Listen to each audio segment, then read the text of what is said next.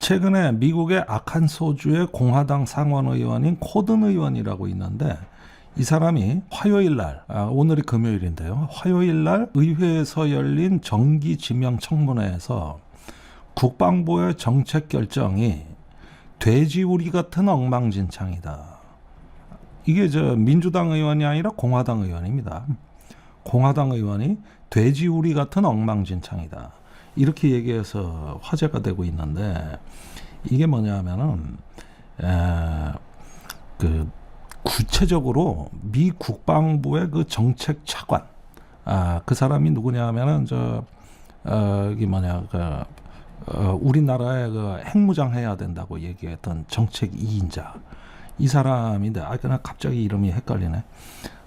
콜비, 에드브리지 콜비, 정책 차관을 지칭해서 하는 얘기인데 그 사람은 뭘 물어도 백악관이나 국방부 장관은 답변을 하는데 이 사람은 답변을 안 한다. 아예 의사소통이 안 되는 사람이다. 그리고 도대체 사무실에 처박혀가지고 뭔 말을 하는지 모르겠다. 이러면서 그 사람은 그리고 군사적인 전문성도 부족하다.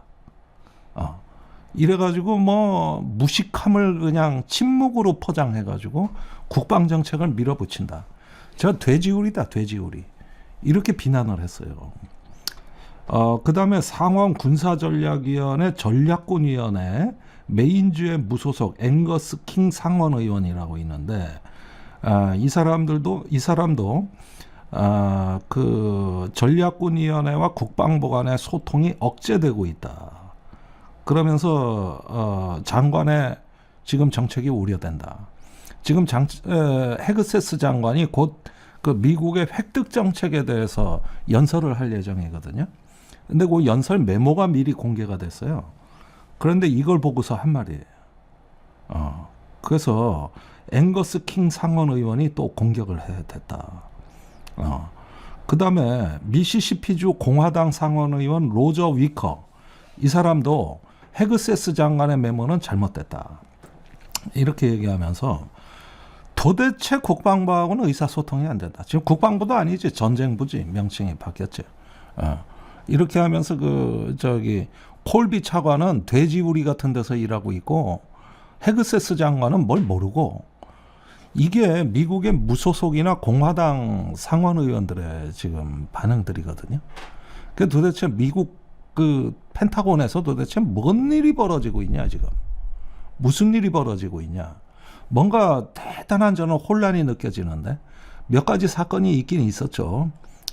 장성들 무더기로 해고한 거라든지 또 국방부 기자들의 기자 작성에 대한 사전 허가제가 도입됐다든지 별의별 일이 많으니까 이제 정치권이 폭발을 하는 겁니다. 그러니까 펜타곤이 어떤 민주주의 국가의 어떤 국가안보 기관이 아니라 하나의 자기들의 왕국, 일종의 겨울 왕국을 만들었다. 그러면서 아나무인으로 나간다. 이게 문제의 본질인 것 같습니다. 이게 문제의 본질이에요. 자, 오늘 좀 소개해드릴 주제가 있는데요. 이러는 어떤 1조 달러를 안보에 쓰는 나라. 1조 달러를 안보에 써가지고 무한한 자원을 운용하는 미국의 국가안보기관이 실제로는 이런 내부 모순이라든가 내부의 어떤 자중질환 이런 것들이 켜켜이 쌓이면서 이 1조 달러 갖고도 할 수 있는 일이 별게 없다. 1조 달러 갖고 우리가 중국을 억제하냐 이민자를 억제하냐 도대체 1조 달러를 쓰는 이 펜타곤이 뭘 할 줄 아느냐 이런 식의 최근의 논의들이 굉장히 많아졌어요.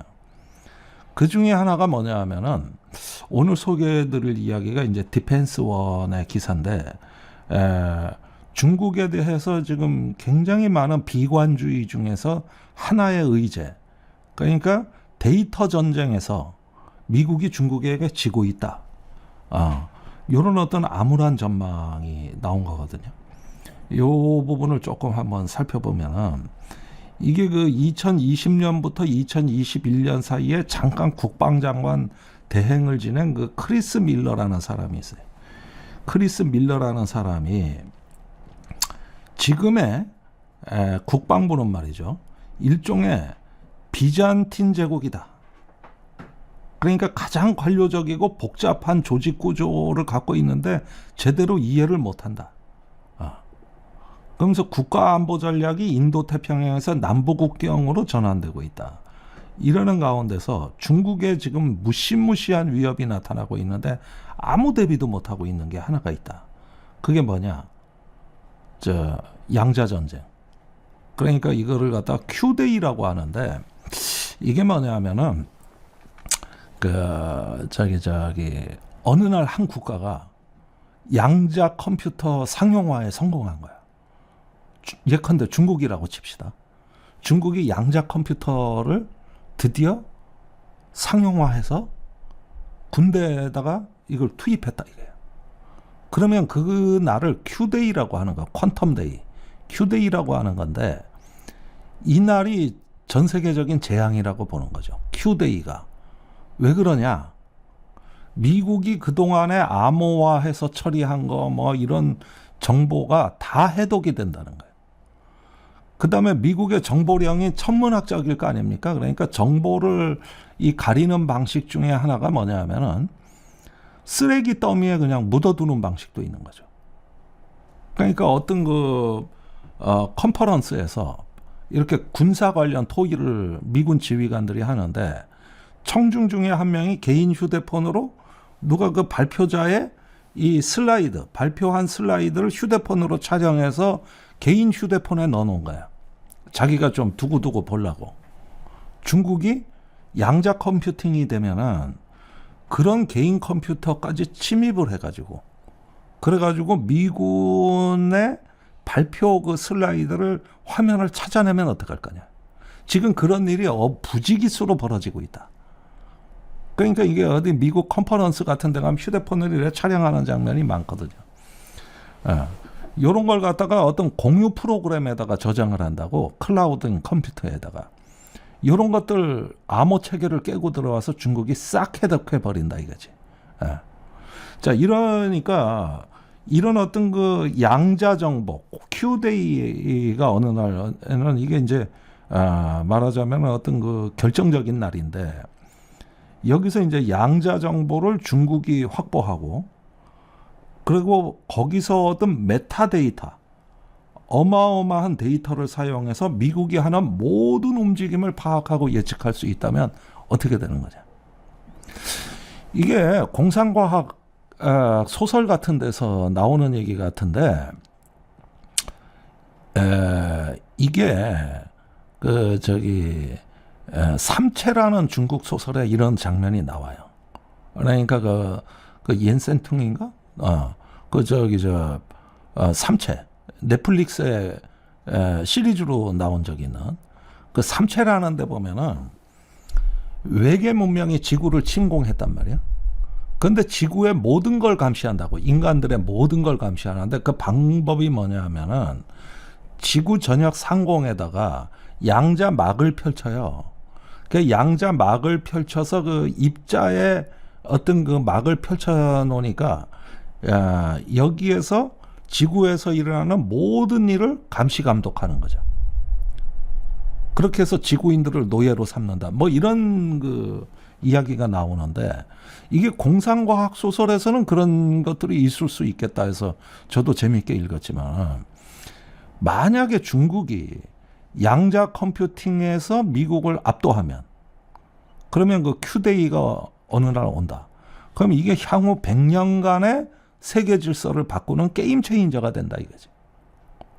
그래서 미국의 그 암호를 다 뚫어버린다 이건데, 근데 이거를 미국의 이 크리스 밀러라는 전직 국방장관 대행이 이 얘기를 하면서 이게 지금 큰일 났다. 예를 들어서 어떤 우리 휴대폰의 유심 카드라든가 또는 어떤 여러 어떤 전자기기 같은 거 이런 걸 뚫고 들어온다는 건데 여기에다가 AI 분석 기술이 더해지면은 소음 속에 숨겨놓은 데이터를 찾아낸다 이게. 그래서 요 부분에 대해 가지고 이게 그냥 어쩌다 겁을 주려고 이러는 건가 이렇게 얘기를 하는데 실제로는 여기서 얘기가 조금 더 구체적으로 들어갑니다. 그러니까 이 사람들 얘기는 중국의 양자 기술이 지금 3단계까지 와 있다. 3단계. 근데 미국의 양자 기술은 0단계다. 이게 차이가 크다는 건데 요건 조금 면밀하게 살펴봐야 되겠네. 내가 이 주장이 그 배경이 뭔가 해가지고 조금 더 자세히 들여다봤는데요. 자, 중국의 그 양자 컴퓨팅은 이거 뭐 한 20조 원 정도 그 투자했다는 거, 매년 투자한다는 거거든요.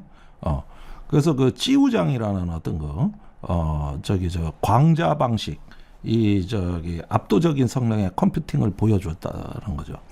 또 천인 계획이라 그래가지고 인재를 이제 그 양자 인재를 국가가 양성하는 거죠.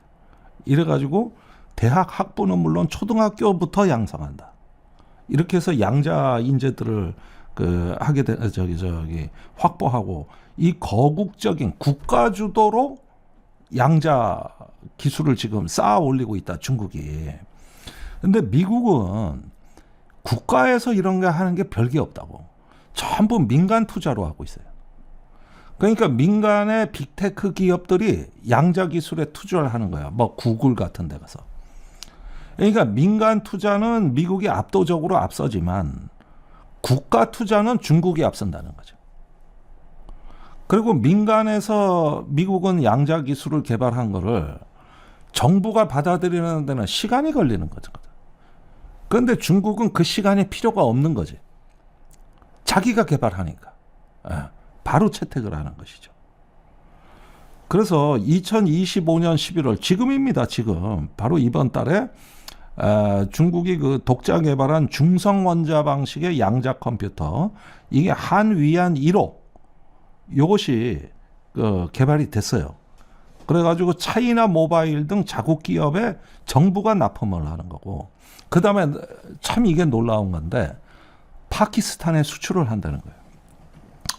그래서 산업 단계로 넘어갔다.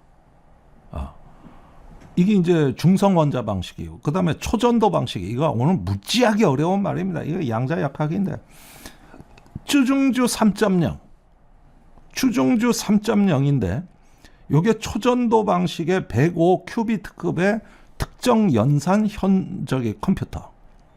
이게 현존 슈퍼 컴퓨터보다 성능이 1000조 배, 구글의 양자 컴퓨터보다 100만 배 더 빠르다. 그래서 양자 우위를 달성했다. 퀀텀 어드밴티지, 양자 이점을 달성했다. 그러니까 이게 중국 정부가 양자 기술에 매년 한 150달러에서 200억 달러, 20조 원가량 이상 천문학적인 공공자금을 투입한 성과가 여기서 나왔다는 거거든요. 자, 그러니까 문제는 뭐냐면은 미국의 그 전문가들이 모여가지고 이게 이제 미중 간에 어떤 양자 경쟁이 이제 시작이 됐는데 중국이 앞설 것 같다는 비관적인 전망을 내놓은 거거든요. 자, 이렇게 되면은 무슨 일이 일어나느냐? 아까 말씀드린 대로 Q-Day, 암호 체계가 붕괴되는 현상이 이제 나타난다. 이게 가장 즉각적이고 심각한 위협인데, 이게 군사 분야만 국한되는 게 아니라 금융이라든가 정부 시스템 이런 데서 사용하는 공개 키 암호가 있어요. 이걸 RSA라고 하는데, 여기에 강력한 양자 컴퓨터가 등장하면은 이게 수초 내에 해독이 돼버린다. 그래서 이제 미국의 싱크탱크 중에 CNAS라는 데가 있어요. 여기서 뭐라고 진단했냐 하면은 핵무기보다 무서운 기술이다. 적국이 먼저 이 기술을 확보하는 Q-Day가 닥칠 경우 미국의 모든 군사 외교 기밀이 무력화될 수 있다. 이제 이 얘기거든요. 그러니까 제가 오늘 조금 약간 뭐 많이 나간다는 느낌은 드는데, 사실 이 양자 기술이라는 거는 이거는 어떤 강대국 아니면 불가능해요. 제가 참 국방위원 하면서 국회의원 하면서 발견한 놀라운 것 중에 하나, 이건 뭐 기밀일지 모르겠는데 오늘 그냥 얘기해버려야 되겠는데, 국방과학연구소가 있어요. 우리나라에. ADD라고 하죠. 저한테 몇 번 찾아왔다고. 그래가지고 굉장히 우리 ADD 국가연에서 지금 심혈을 기울여 개발하고 있는 게 뭐냐면은 양자 레이더입니다. 그래서 우리나라가 적어도 이 분야에 있어서는 세계 탑으로 가겠다. 이런 야심만만한 얘기를 하더라고. 내가 그래서 이걸 주요 이제 그 임원들하고 얘기하면서 굉장히 충격적으로 들은 얘기거든요.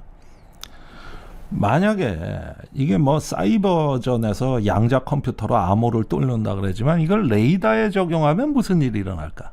레이더에 적용하면 양자 기술을. 그거는 말이죠. 스텔스기가 소용이 없는 거예요. 스텔스를 뚫어버리는 거죠. 이게 양자 레이더입니다. 그러니까 그 양자의 어떤 입자의 파동을 가지고 레이더로 관측을 하게 되면은 전파에 구애받질 않죠. 전파와는 다른 거 아닙니까? 그러니까 예를 들면은 빛의 파장에도 데이터를 실을 수 있는 거예요. 전파가 굳이 필요한 게 아니에요. 이 광선에도 데이터가 가능한 것이죠. 굳이 왜 전파를 발사합니까? 그런데 스텔스 기능이란 게 뭐야? 전파를 막는 거잖아. 전파를 흡수해버리는 게 스텔스 아니야. 그게 소용이 없어지는 거죠. 다 뚫어버리는 거죠. 그러면은 5세대 전투기라고 하는 스텔스기는 이제 우위가 없어지는 거죠. 이런 걸 지금 우리 국방과학연구소에서도 굉장히 미래전력으로 보고 개발을 하고 연구를 하고 있거든요. 언제 상용화될지는 내가 잘 모르겠어. 그래서 꿈 같은 얘기입니다. 그때 내가 좀 충격을 받은 기억이 있는데, 근데 지금 미국의 아까 얘기한 그 크리스 밀러부터 시작해가지고 이런 부분들이, 이런 사람들이 이제 이 얘기를 직접적으로 하는 겁니다. 그래서 실제로 군사 분야에서 몇 가지 문제점을 얘기를 하는데 바로 제가 했던 얘기를 그대로 하더라고. 첫째, 완벽한 보안 통신. 중국이 양자 통신으로 통신을 하면은 이론상 해킹이 불가능하다. 그러니까 우리는 뚫리는데 중국은 안 뚫린다 이게. 이게 무서운 거죠. 그러니까 우리가 왜 5G다, 6G다, 4G다 이런 이야기를 하는 것도 상당히 큰 지정학적인 영향을 미치는 게 뭐냐면은 나는 4G를 쓰는데 옆에 나라는 5G를 쓰거든. 그러면 무슨 문제가 생기냐? 5G를 쓰는 나라가 우리를 볼 수 있는 거예요. 반면에 우리는 못 보는 거야. 못 듣는 거야. 5G는 접근이 안 되는 거야. 그러니까 5G 나라는 우린 접근이 되는데 우리는 접근을 못 하는 거죠. 그래서 한국이 세계 최초로 5G 통신을 상용화하니까 미국이 발끈하고 나섰던 겁니다. 그게 문재인 정부 때 얘기죠. 왜 한국이 앞서가냐. 이래가지고 발끈하고 나섰던 거죠. 그래서 우리가 압력에 많이 시달렸잖아요. 엄청난 견제에 시달렸다고. 그런데 이제 6G로 가고 있거든요. 그 다음에 가는 게 양자통신이에요. 그런데 이 부분이 무섭다는 거. 두 번째는 스텔스가 무력화된다는 거. 요거 이미 말씀을 드렸죠. 그래서 스텔스 전투기도 탐지할 수가 있고 잠수함 위치도 탐지할 수 있다. 잠수함이 뭐 스텔스 무기라 그러지만 소용없다. 그 다음에 GPS가 없는 항법 장치가 가능하다. 그러니까 GPS가 교란된 상황에서도 이 양자 센서는 정확한 자기 위치를 파악한다는 것이죠. 이런 항법 장치가 가능해지기 때문에 미래 전장은 전혀 다른 원리로 움직이게 되는 거거든요. 그 다음에 이게 이제 민간 산업 분야에도 영향을 미치는데, 인공지능이 비약적으로 발전하겠죠. 그래서 그 양자 인공지능, 이게 뭐 신약, 신소재 개발, 금융 모델링에서 기존 컴퓨터가 풀지 못했던 문제를 다 해독해버린다. 물론, 제가 지금 여기서 말씀드리는 거는 사실은 굉장히 공상과학 같은 얘기고 먼 훗날 얘기일지도 모릅니다. 이게 막상 실용 가능한 기술로 전환되는 데는 무수히 많은 문제가 있을 거예요. 그러나 저는 철학을 얘기하는 거예요. 철학. 무슨 얘기냐? 미국과 중국이 다 같이 도전을 하는데 중국은 국가주도형의 속도전이고 미국은 민간주도형의 생태계형이다. 이게 미중 전략이 다르다. 그런데 중국이 국가주도형 개발 방식이 특정 하드웨어 분야에서 또는 양자 통신에서는 유난히 두각을 나타내더라. 그러다 보니까 이제 그 미국의 국방성 펜타곤 같은 데서나 이 전략가들이 이제 모여가지고 이거는 확실히 우리가 뒤지고 있는 거 아니야? 이렇게 이제 이야기를 하는 거거든요. 그런데 이런 부분들이 결국은 그 확산이 된다는 거는 지금은 아니지만은 20년, 30년 후의 미래에 앞으로 미중 간의 어떤 그 물리적 충돌 내지는 새로운 전쟁의 그 기반을 지금부터 쌓아나가는 거거든요. 이게 바로 지금 뭐 어떤 그 중국의 자신감을 고취해가지고 중국이 바로 미국을 공격하는 1940년대에 일본이 진주만 공격하듯이 이런 식으로 지금 나오는 게 아니라 여건을 만들어 나가는 성숙돼서 미래의 어느 시점에 어떤 지정학적 상황에 따라서 중국이 우세를 발휘할 수 있는 순간이 오게 되는데 그걸 지금 막지 않으면 안 된다. 자, 이 부분은 참 논쟁적인 겁니다. 그래서 이 사람들 주장은 미국도 국가 주도로 1조 달러 쓰면 뭐하냐. 1조 달러 국가안보에 쓰면 뭐하냐. 우리도 좀 뭔가 게임 체인저를 향해서 가야 된다. 이제 이런 비관적인 이야기를 하고 있는 거거든요. 대책을 촉구하는 건데 이런 목소리가 실제로 미국엔 굉장히 많아요. 자, 그러면 중국이 그 정도로 위험하냐? 진짜 중국이 그 정도로 위험하냐? 이 부분에 대해서도 이제 여러 가지 얘기가 있습니다만은 사실은 이 현재 지금의 중국이 과연 미국의 패권을 갖다가 위협하는 신형 강국이냐 아니냐, 이 부분이 가장 근본적인 논쟁 아니겠어요? 근데 마이클 베클리라고 최근에 이제 포린 어페어즈에 정체된 질서와 신흥 강국의 종말이라는 글을 썼는데 이 사람이 이제 유명한 사람이죠. 우리나라에도 책이 몇 권 번역돼 있는데 이 사람 주장은 뭐냐면은 신흥 강국의 시대는 끝났다. 그러니까 중국이 미국을 대체하는 신흥 강국은 아니다. 쇠퇴한다는 거예요. 그건 몇 가지 이유가 있는데 그건 뭐 나중에 설명드리기로 하고, 신흥 강국이 아니라 정점 강대국이다. 피킹 파워다. 그러니까 중국은 지금부터 하락한다. 그런데 지금까지는 중국이 쭉 성장해 온 건 맞아요. 맞았지만 인구가 감소하고 있지. 그 다음에 중국의 지방 정부들 보면 전부 부채 문제가 심각하지. 그 다음에 국가 주도의 기술 개발을 하다 보니까 통제가 심해가지고 민간이 못 따라가고 있다. 그 다음에 지하수가 대부분 오염돼 있다.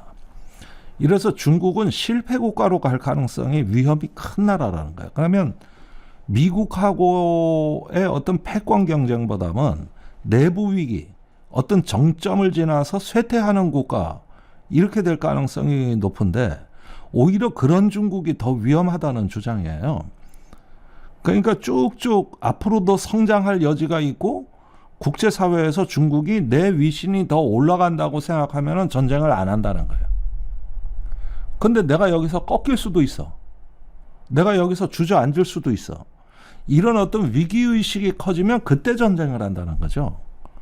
그래서 이렇게 우리가 흔히 중국에 대해서 얘기를 할 때 너무 많이 컸다. 그래서 두려워하지만은 이 사람이 보는 건 그게 아니에요. 너무 많이 커서가 아니라 더 이상 안 크기 때문에 문제라는 거예요.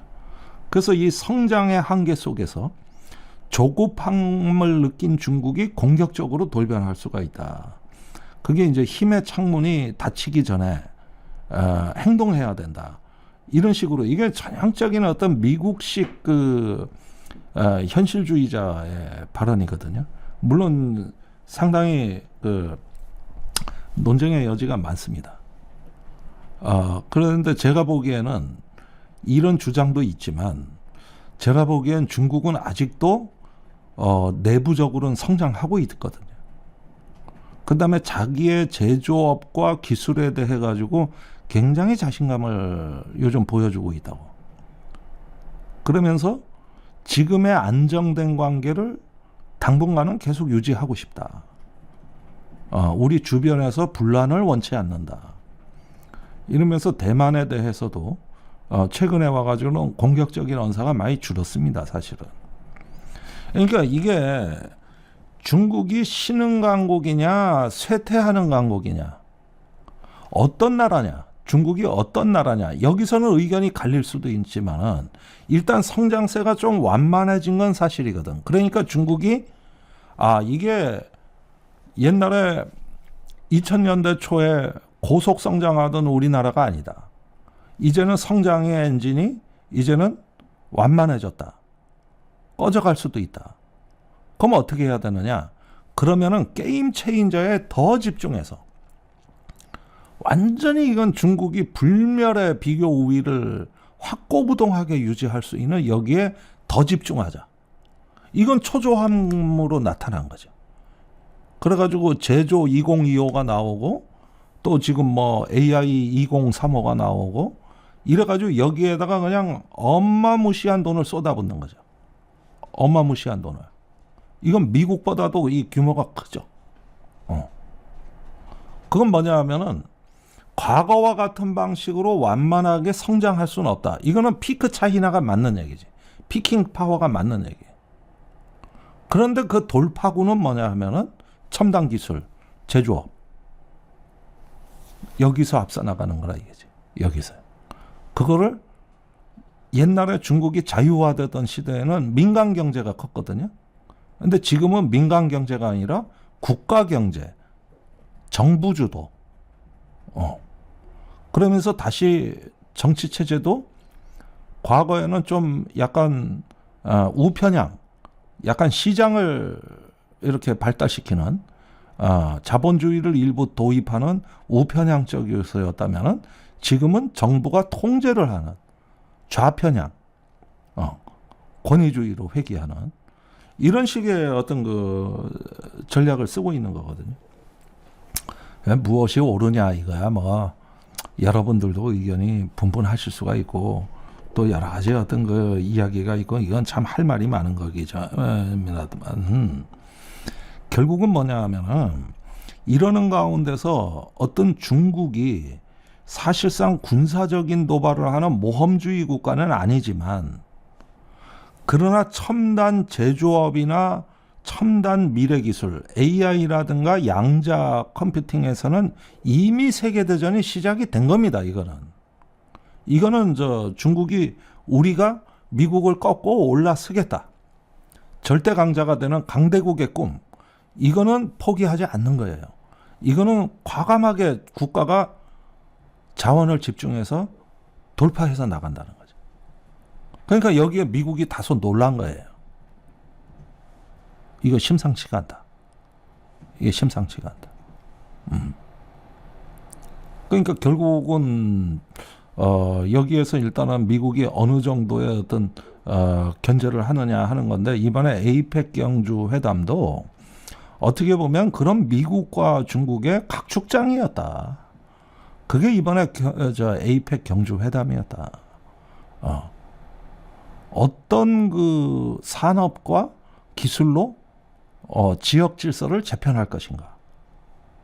여기에 있어가지고 미중 간의 각축장. 이게 결국 경주 에이펙의 무대였다는 겁니다. 물론 이재명 대통령은 이런 강대국의 어떤 패권 경쟁을 다소 완화하고 다자간의 안보 협력, 경제 협력, 또 AI 협력 이런 걸 주장하는 다자주의를 주장하기는 했습니다만은 여전히 본질은 강대국 경쟁이 있었다는 거. 그리고 그 강대국 경쟁에서 중국이 성장하는 국가냐 쇠퇴하는 국가냐 이런 부분들에 대해서 이 전 세계의 정상들이 비상한 관심을 갖고 본다는 거죠. 그러면서 우리 살 길을 찾아야 되는 건데 결국 아까 마이클 벨리의 이 이야기를 종합을 해버리면은 요걸 갖고 결론을 내리면 베클리 얘기는 답이 없다. 무슨 얘기냐? 당분간 미국의 패권이 굳건하게 유지되는 건 아니다. 그렇다고 중국이 그 힘의 공백을 대체하는 신흥강국도 아니다. 그럼 뭔 질서냐 이게? 여기서 이 베클리 얘기는 무질서의 세상이다. 무질서의 세상. 그러니까 신흥강국이 종말을 고하고 이후에 오는 세계 질서는 무질서 또는 안정적이지 않은 질서. 그래서 진짜 위협은 어떤 떠오르는 강대국이 위협이 아니고 그 강대국 자체도 존재하지 않는 누가 강자인지가 헷갈리는 이런 식의 그냥 그 무질서 이 자체가 위협이라는 것이죠. 이렇게 해서 결론을 맺고 있습니다. 그래서 지금 오늘 모두에 소개드린 그 양자 컴퓨팅 데이터 전쟁에서 미국이 밀리고 있다는 신호음이 결국은 그 무질서로 가는 하나의 관문일 수도 있다. 이런 점들을 한번 유념해서 보시면 될 것 같습니다. 나의 보험 가입 상태를 믿을 수 있는 정직한 보험 전문가가 객관적으로 체크해서 공정한 평가와 합리적 대안을 제시하는 마이보험 체크를 소개합니다. 마이보험 체크는 보험 가입자의 이익을 가장 중요하게 생각합니다. 마이보험 체크는 35개의 손해보험, 생명보험 회사를 취급, 판매하고 있기 때문에 한 회사만 추천드리지 않습니다. 고객의 상황에 맞지 않게 무조건 보험료가 비싼 보험 상품을 팔아 수익을 챙기려는 게 아니라 고객에게 가장 필요하고 합리적인 상품을 제안하고 있습니다. 가입 보장은 크고 폭넓게, 보험료는 저렴한 최적의 보험 상품을 정직하게 추천해드립니다. 마이보험 체크는 상담 후에도 고객에게 절대 부담을 드리지 않습니다. 귀찮게 계속적으로 연락하지 않기 때문에 상담 신청하셨던 분들이 오히려 연락을 기다렸다고 전화를 먼저 주시는 분이 계실 정도랍니다. 부담 없이 마이보험 체크에 연락하셔서 무료로 상담받으시고 합리적인 보험 설계도 받아보시기 바랍니다. 연락처는 홈페이지 한글로 마이보험체크.com, 카카오톡에서 마이보험 체크를 채널 추가 또는 대표 전화 1800-7917 상담 신청하실 때 꼭 김종대 TV 보고 신청했다고 남겨주시기 바랍니다. 그리고 마이보험 체크를 사칭하시는 회사 많다고 합니다. 심지어 마이보험 체크 맞나요? 물어보시면 맞다 하고 가짜 답변도 한다고 합니다. 마이보험 체크 여기 주황색 손마크 꼭 확인하시고 1800-7917 대표 번호가 맞는지 확인하시길 바랍니다. 맞춤형 보험 3당 마이보험 체크.